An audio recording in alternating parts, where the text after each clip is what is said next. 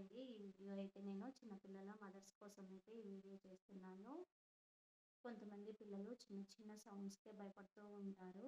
అలాగే చిన్న చిన్న మిక్సీ సౌండ్స్‌కి కానీ, అలాగే కుక్కర్ విజిల్ సౌండ్స్‌కి కానీ భయపడుతూ ఉంటారు.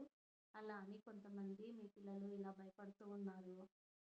అది చేయాలి, ఇది చేయాలి, ఇది చేయండి. అది చేస్తే ఇలా భయపడరు, ఇది చేస్తే ఇలా భయపడరు అని చెప్తూ ఉంటారు.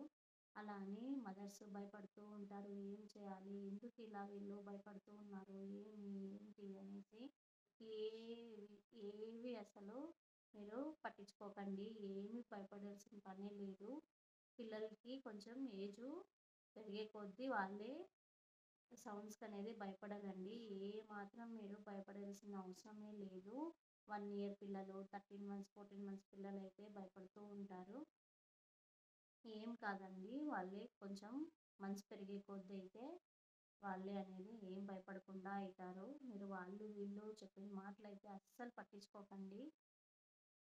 ఏ మాత్రం ఎవ్వరి మాటలు అయితే వినకండి. వాళ్ళే భయపడకుండా అయితే అవుతారు. మీరేం టెన్షన్ అయితే పడకండి ఈ విషయంలో మాత్రం. ఎందుకంటే నేనే పర్సనల్‌గా ఎక్స్‌పీరియన్స్ చేశాను కాబట్టి చెప్తున్నాను. నేనే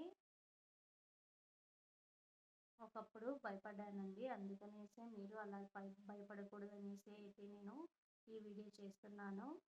అస్సలు ఏం భయపడాల్సిన పని లేదండి. కొన్ని మంత్స్ తర్వాత వాళ్ళే అయితే చేంజ్ అవుతారు.